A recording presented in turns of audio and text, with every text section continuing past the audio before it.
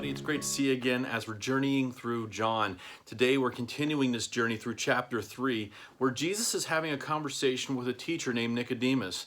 And what Jesus is really trying to get across to Nicodemus is that there's the earthly world where we can walk through and kind of learn how to do things here. This is where we're born into.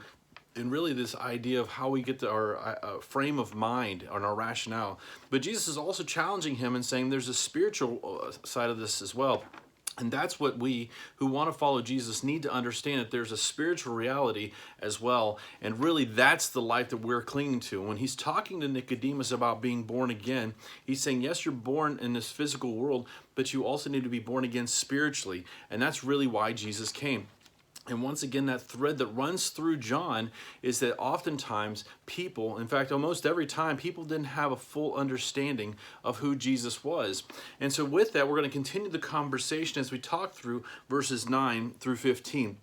And it says this, Nicodemus responds and he says to Jesus, "How can these things be?" And Jesus answered him, "Are you a teacher of Israel, and yet you do not understand these things?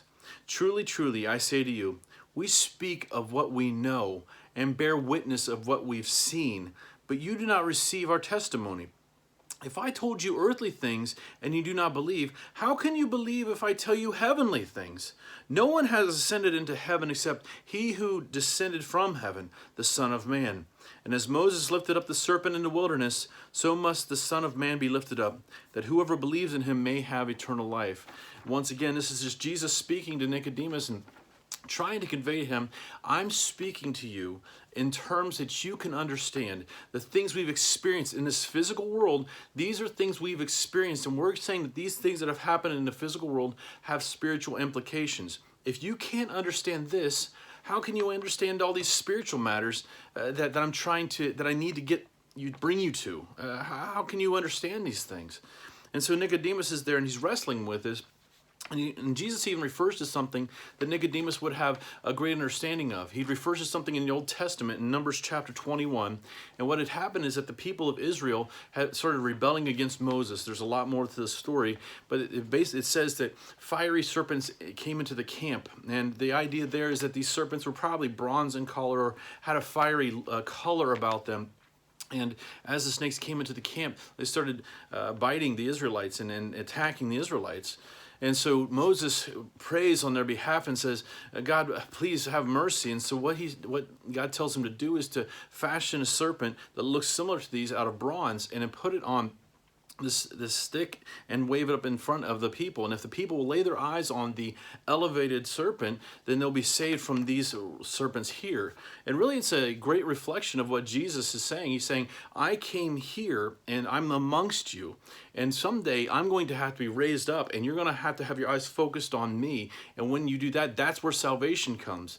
Jesus is trying to point out to this teacher of the law something from the Old Testament that's going to point to who he is in reality and what the spiritual reality is. Once again, Nicodemus is much like us. He's missing the point, much like so many people we see as we've been going through John. So many of these people don't understand who Jesus is. And I often wonder, and I think Nicodemus, and this is the challenge really for the day, so often we try to cram God into our material world box and say, well, it makes sense, and so this is what it has to be.